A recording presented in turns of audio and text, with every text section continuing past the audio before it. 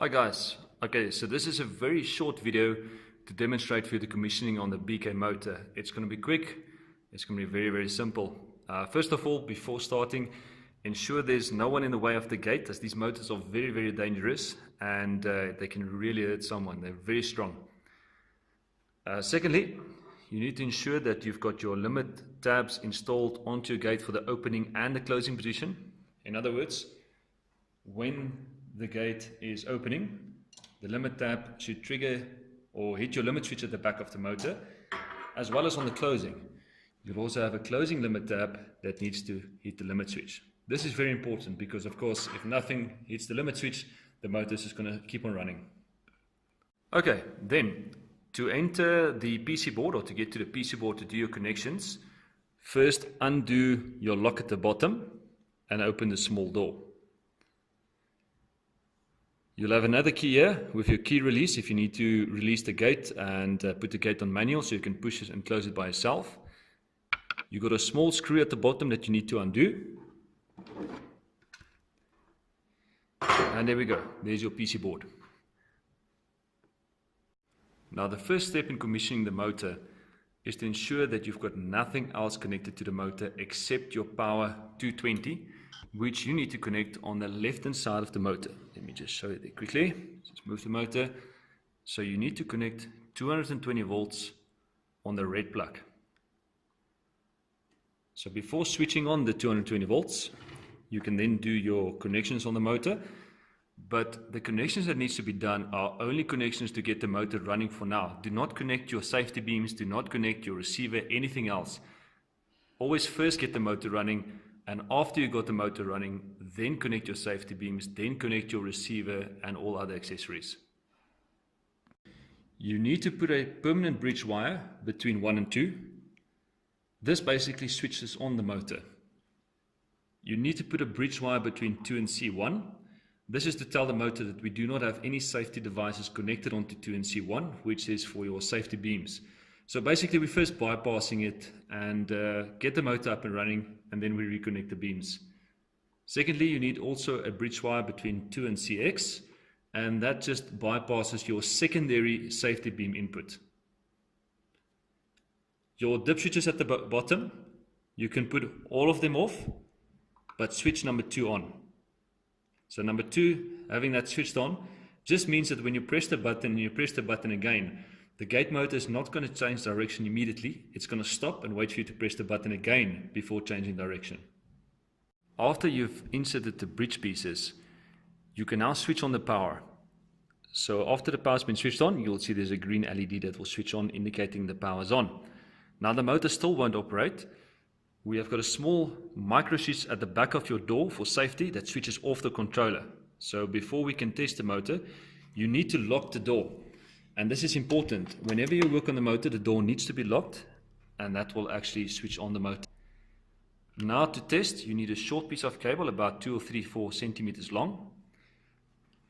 And you need to short our common, which is number 2, to number 7, which is our trigger, briefly to test whether the motor is working. So you just short 2 and 7, briefly. There the motor is opening. The gate will then run, and the open limit switch will be triggered.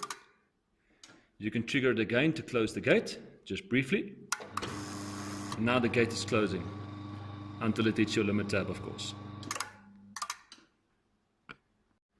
This is now the stage where you can wire in, first of all, your receiver and then your safety devices. So I'm going to briefly just show you where to wire in the receiver. We use a plug-in receiver, so we don't have wired receivers. So I'm just going to demonstrate quickly to you. Your positive of your wired receiver, you can connect to number 10, positive to 10. Your negative as well as your common, connect that to number 2. So negative and the common, join them together and connect that to number 2. Then connect the normally open of your receiver to number 7. After you've done that, then test whether your remotes are working. So always try and do your installation in steps. This is so that if something goes wrong, it's very easy to find the culprit. Secondly, you can connect your safety beams. So once again, your safety beams, the positive connects to 10.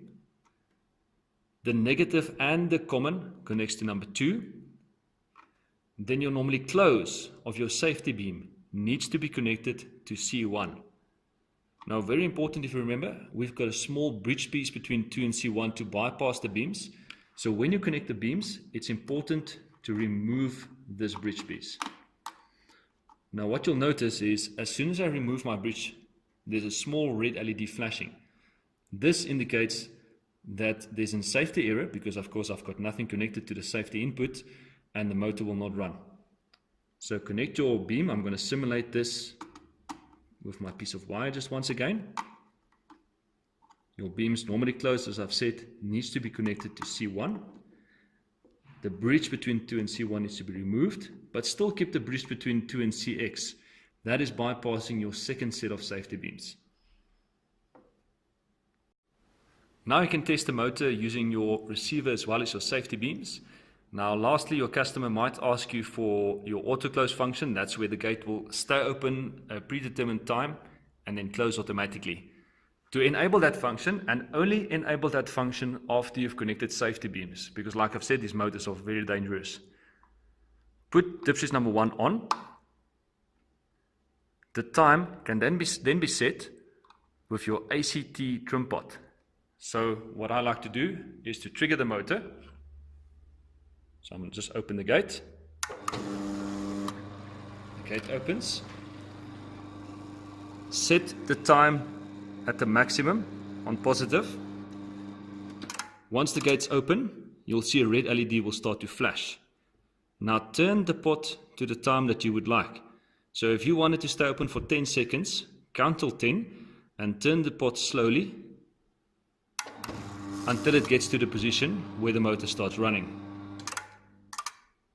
Okay, so just for demonstration sakes, I'm going to turn it all the way to negative. I'm going to now trigger the motor again, 2 and 7.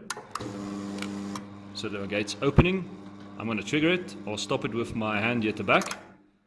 You'll see the LED flash and it immediately changes direction.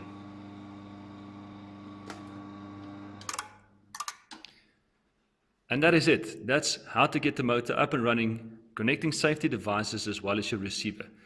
Anything else, just give me a call or have a look at your manual. The manual is quite comprehensive. It will show exactly how to connect everything. But if you do get stuck, just give me a call. Thank you.